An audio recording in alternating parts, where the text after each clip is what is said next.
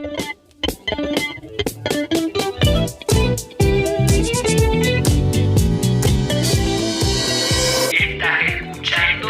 Remedio Podcast. El espacio para pensar en temas diferentes.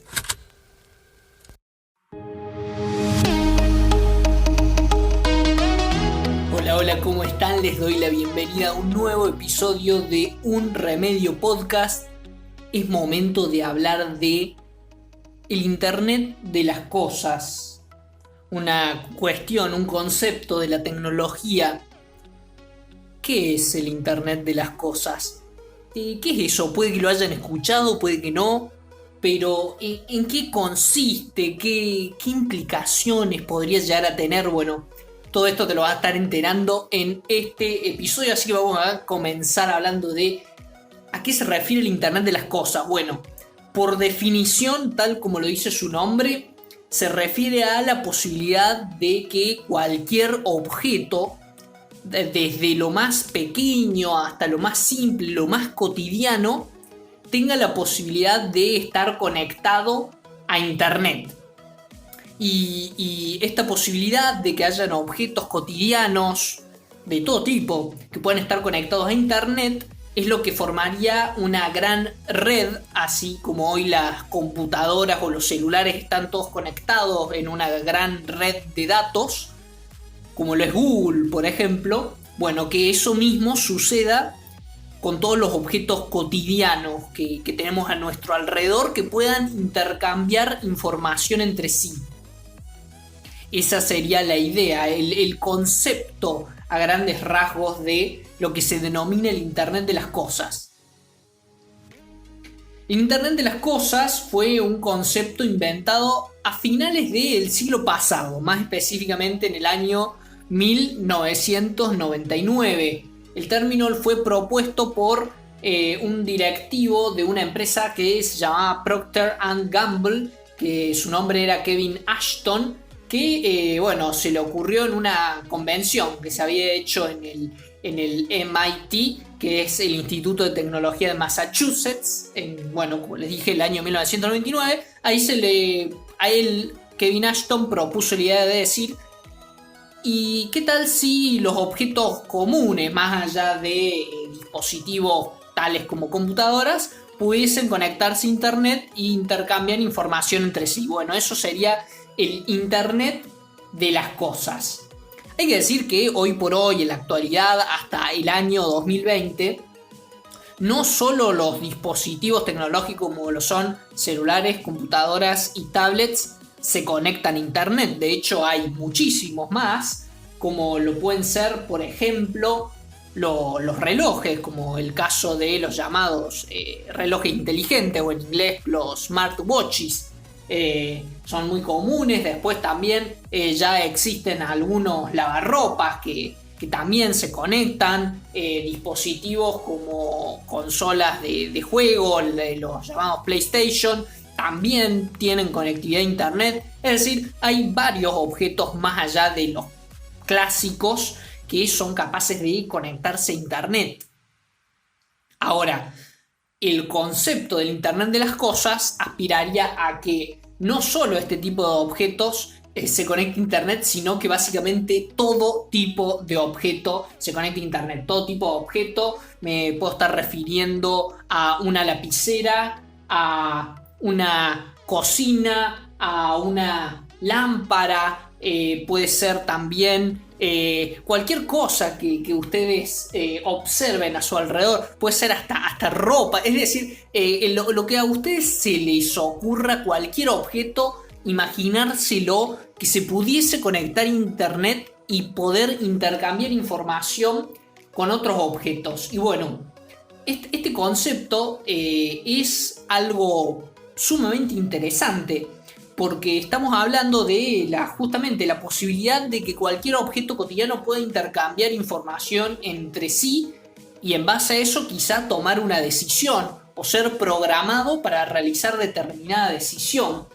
Entonces a mí se me ocurre, por ejemplo, que quizá eso podría ser muy útil a nivel de nuestras casas o donde vivimos, porque, por ejemplo, si existiera una aspiradora que se pudiese conectar a internet, entonces quizás yo la podría programar para que cuando a esa aspiradora le quede poco porcentaje de batería, si es que funciona, por ejemplo, sin cable y pudiese hasta funcionar como una especie de robot que aspire solo, y bueno, yo lo programo para ponerle, bueno, cuando te quede 20% de batería, vas vas a un enchufe y te conectás y te cargas. Y bueno, y por supuesto, eso puede intercambiar información con los enchufes de tu casa, también conectados a internet bajo este sistema. Y entonces ahí podría ver cuál es el sistema de enchufe más cercano que esté libre. Y entonces a partir de ahí la aspiradora va y se conecta. Y bueno, este ejemplo que les acabo de inventar podría pasar de la ficción a la realidad y así replicarse en todas las cuestiones de nuestra vida cotidiana bajo el concepto justamente del Internet de las cosas. Y esto, así como el ejemplo que les di recién a pequeña escala, se podría dar también a gran escala en términos de organización de ciudades, por ejemplo, y que de hecho ya se da en algunas cuestiones que bueno, nosotros ya quizá hoy por hoy las damos por hechas, como lo es el caso de Google Maps, porque de alguna forma Google Maps tiene la posibilidad de medir, aunque a través de nuestro celular, cuál es el tráfico aproximado en cada una de las calles de toda la ciudad, y entonces te dice por qué ruta te es más conveniente viajar, y de alguna forma es como que tiene la posibilidad de influir en cómo se mueven los autos, cómo se maneja el tráfico dentro de una ciudad. Habría que ver qué es quizá lo que sucedería si el mismo auto, sin el Google Maps o la aplicación de teléfono Google Maps, sino el auto en sí, si se pudiese conectar a internet, intercambiar información hasta con otros autos inclusive y demás.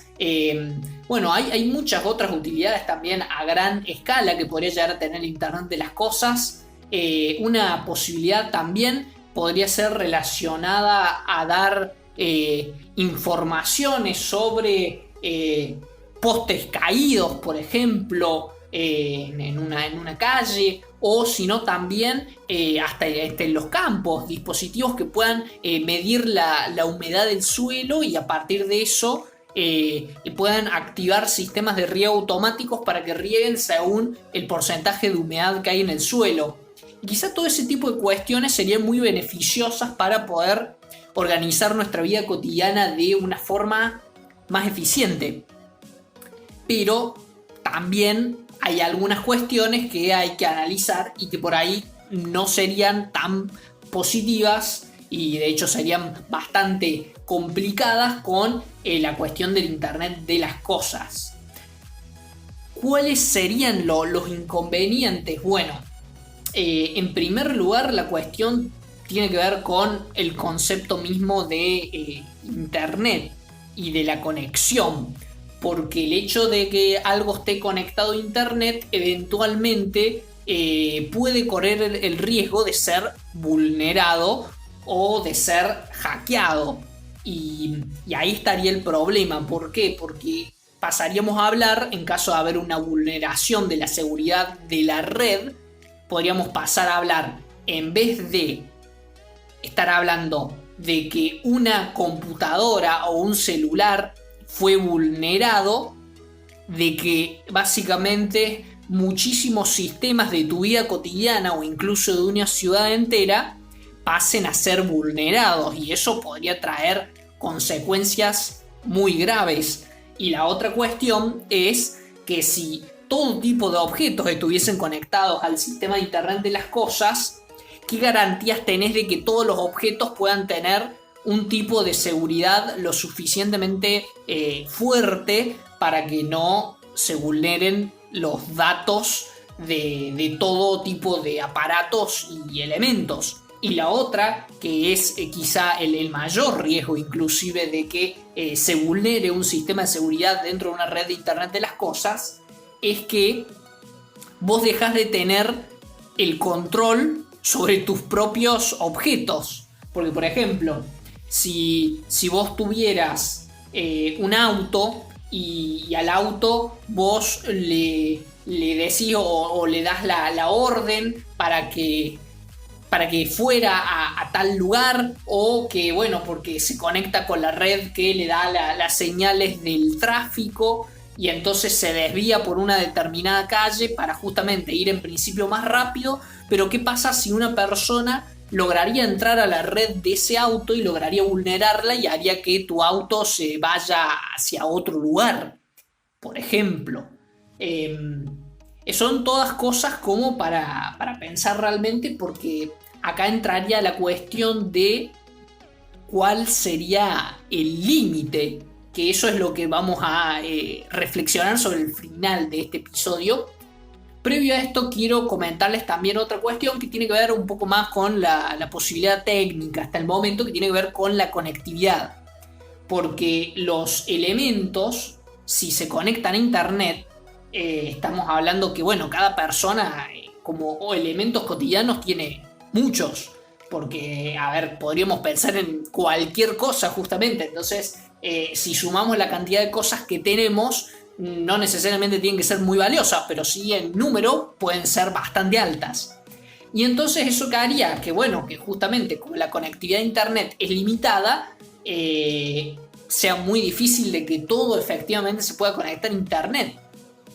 Por eso está la cuestión también del tema de las redes de datos, como lo son el tema del 3G, el 4G, el 5G.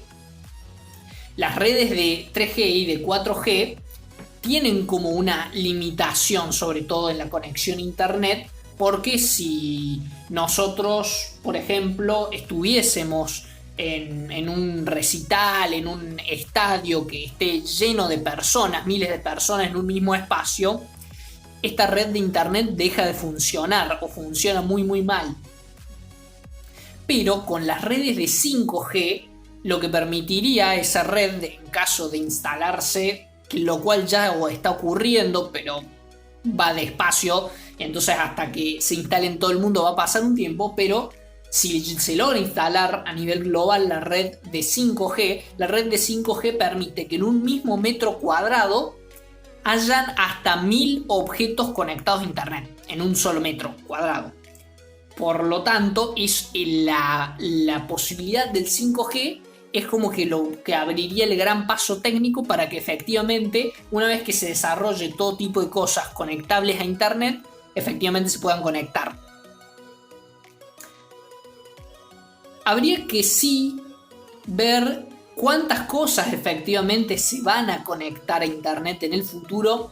Según un estudio de la Universidad de Stanford, para 2030 es posible que hayan 500.000 millones de cosas conectadas a internet.